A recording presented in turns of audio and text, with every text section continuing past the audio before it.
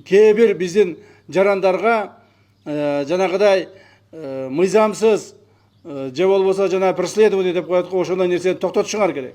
Андай болбош керек. Эч качан бир дагы адам күнөөсү жок жазаланбаш керек.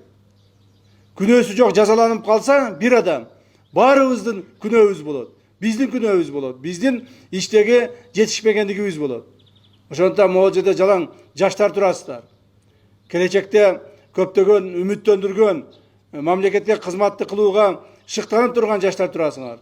Силерге дагы бир жолу айтып кетерим, жана талап этерим.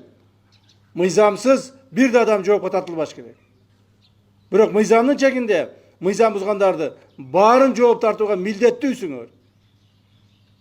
Анан мыйзам бузган адамдарды дагы тааныш тамыр, билиш же болбосо дагы жердеш деп туруп мыйзамдан четтетип койбогулагын. Себеби мамлекетибизде башкы биздин максатыбыз мамлекетте мыйзамдуу тартипти орнотуу. Эң биринчи мамлекеттик кызмат адамдарынын арасындагы тартипти орнотуу. Эгерде биз өзүбүз тартиптүү болсок, өзүбүз мыйзамды сактасак, сыйласак, жана ошо менен жашай турган болсок, башка эл бизди карап эле өздөрү түзөлүп алат.